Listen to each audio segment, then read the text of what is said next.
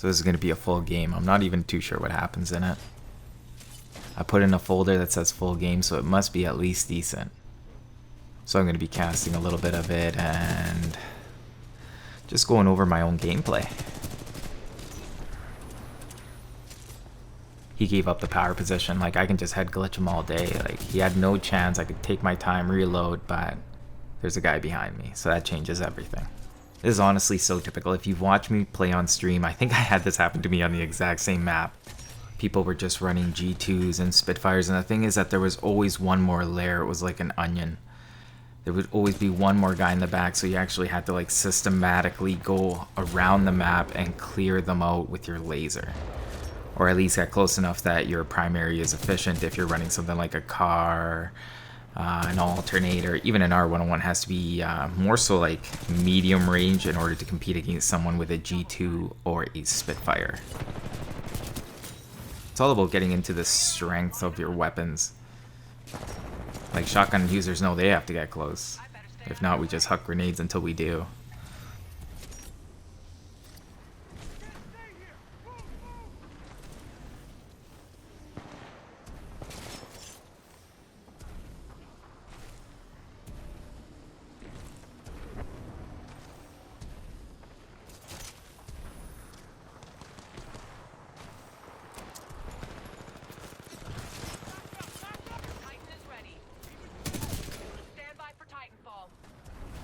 I'm first to fall in this game, so that's got to count for something.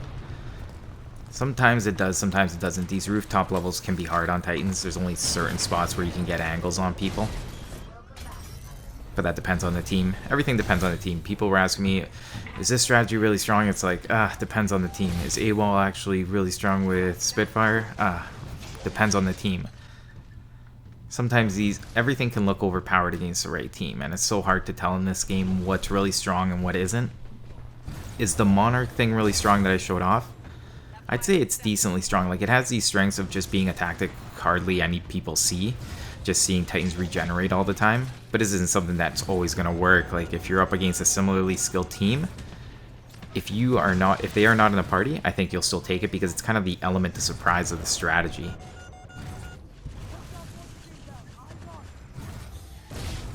Probably should have taken the shot against the pilot, but there are like little advantages you can get if you can hit people through windows. I'm sure people who play LTS are very familiar with what shots you can get through windows. But going back to talking about strategies and things like Monarch, if there was an opposite team, here's another scenario. If there was an opposite team with... sorry, I'm just watching as well. If there was an opposite team that was evenly skilled and they run into the Monarch strategy and they knew beforehand that they were going to be using the Monarch strategy because it was a rematch, I think it can be beat. It most definitely can. And even something like just a bad start for one side can determine the whole game. Because if the side with the Monarch loses those initial Titans, then it's going to be hard to actually get the ball rolling on that strategy because you first have to unlock that first tier to even make your Monarch viable.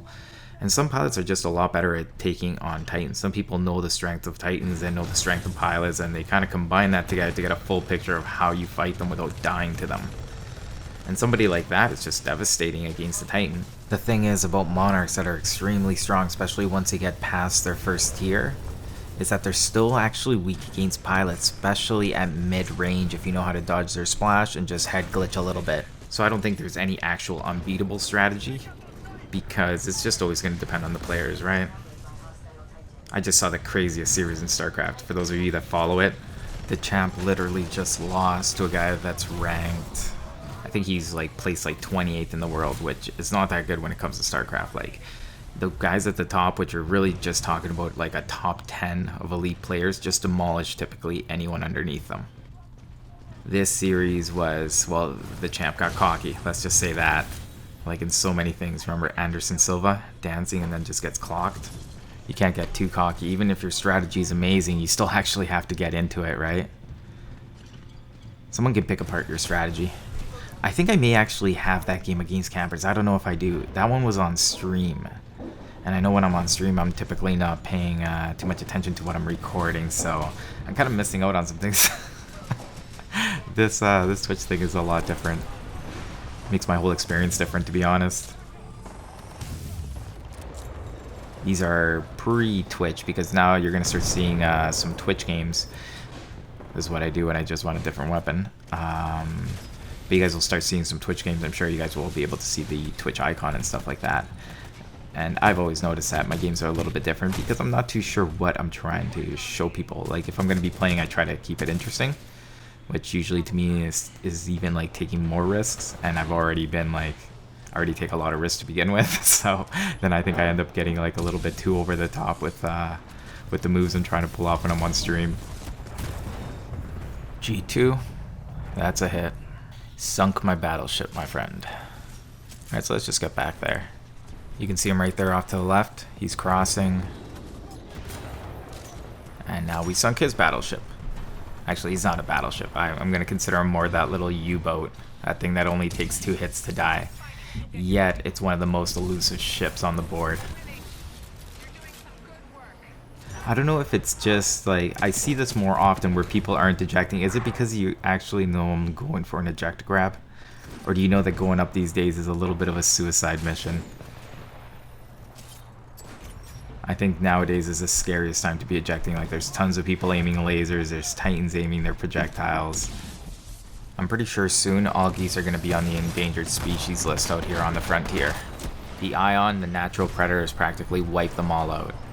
Then there's left more room for Tones to come in, Legions with their Smart Core, people with their Hemlocks, people using their lasers. Everyone took off the Charge Hack. The hard charge hack sucks. Take that thing off, then you're going to be sniping out not only geese, you're also going to be taking out those campers in the back, which are kind of like these muskrats, so no one's going to miss them, just burn them with the laser. Oh, I have no laser energy.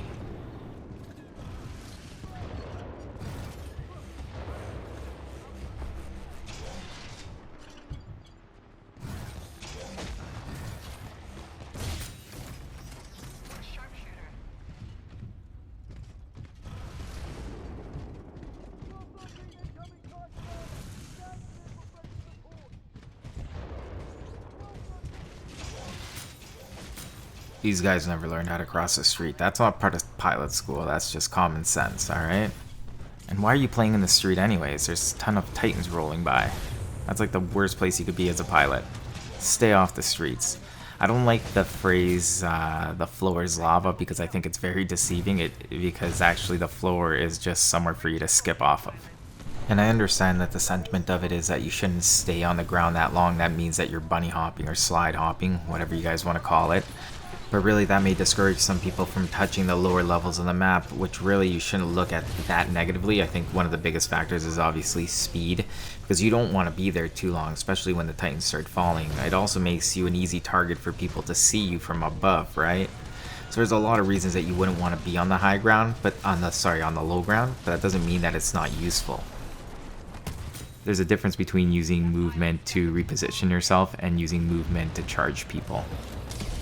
And I think this ties into the maps, and one of the comments I got when I did the 2019 maps video and I showed you guys a couple of spots was that some people were like, are you encouraging camping? I'm like, no, these positions were more to like just add to your mobility. They're like tricky spots or spots that you can actually bunny hop off of. It kind of ties into the last video as well, talking about how you can step on so many different structures in order to continue your boosts and your chains. And when I say chains, I just mean your flow of movement when you combine, well, all your movements into a path. Whatever you call when you're moving around, you can call it flying, you can call it slingshotting. You can really call it whatever you want, but it's whatever you're going to do in order to get from point A to point B. Anyways, long story short, I was not advocating camping. It was just for you guys to know more about the maps so you guys can abuse these positions as you're moving across it. I don't think being just a rooftop camper is a super strong tactic. I think as somebody that knows how to move to the best power position on the map based on where everybody is, I think that's a strong tactic. And you need decent movement to accomplish either of those. People that camp in the same spot are not that hard to deal with, because once you know where they are, you can laser them from a position that they're not expecting, or just from further away because the laser's that good, or getting close enough to already just grenade them. Like, I'll be below a building and be like, this guy's probably still here, or I'll actually hear him and I'll just throw a grenade up there because I already know where he's gonna be. Positioning, like, people know how strong the pulse blade is if somebody on your team is running it. Same with tone. Tone's giving away your position all the time makes it hard for you to be sneaky against pilots, and it means that Titans are already aiming at you when you're ready to peek. So yeah, losing your positioning sucks. So if you're somebody that oh wow, if you're somebody that just camps, you know, I'm not too concerned about you. I'm concerned about the person that knows how to move and gets into the power positions, and they're changing it up. We gotta be getting to the end of this game though, eh? Yeah. So I guess this game was just a little bit about some few moves, some Ion gameplay, which to me is very vanilla Titanfall. I think most people would agree that I'm using a very vanilla kit. R101, grapple, grenades when there were pilots, and I switch over to Firestar, which I think should be pretty standard for a lot of people. It really helps take on Titans. Sometimes some fights just turn into a big Titan war, so if you want to get your Titan up, Firestars are the way to go. Even if you die putting it on somebody, you still get the bonus of the hits registering, so it's worth it. That's pretty much the end of this video. If you guys enjoyed it, leave a thumbs up, share the video. Anything that you guys want to do to support the channel is awesome. Pop by on my Twitch. We're going to be picking that up when I get back from camping, which is going to be in about a week from now. Again, thank you all for joining me. I'm Paper, cut to you, and I'll see you guys next time.